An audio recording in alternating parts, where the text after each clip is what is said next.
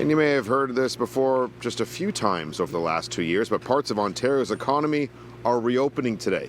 We've spent part of the day speaking with individuals representing multiple sectors who are once again back in business.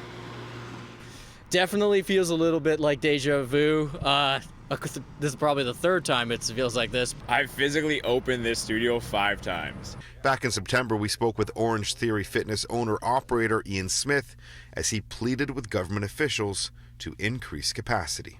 When you're closing your doors and you don't get full reasons why, or here's the with numbers that back that up, it makes it a much more emotionally charged decision to make. Like so many in the fall, Smith could never have envisioned another variant would have led to another closure, leading us to today.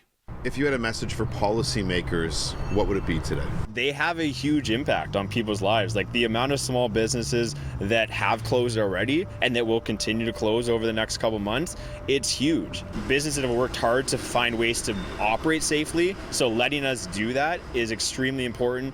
We have to take this more seriously, and we got to put a hold on this. The last time we spoke with minor hockey organizer Paul Pellman, he was in favor of shutting down hockey leagues. This weekend, he'll welcome back more than 100 4- to 6-year-olds to Ted Reeves Arena, and he's now on side with the decision to reopen.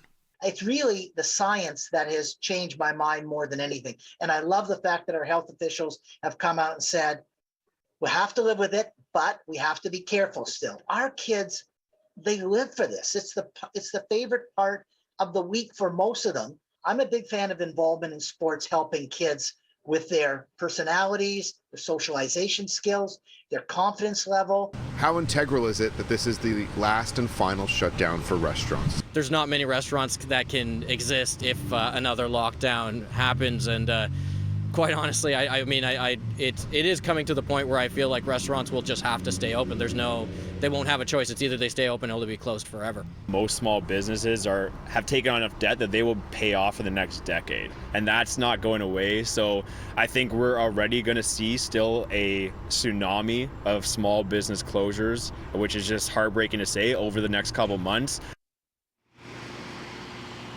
Now, on a positive note, many small businesses, including the bars and restaurants here along the Danforth, are happy to be welcoming customers back to sit down inside for a drink or meal, and they tell me that many of their patrons appear equally as ecstatic.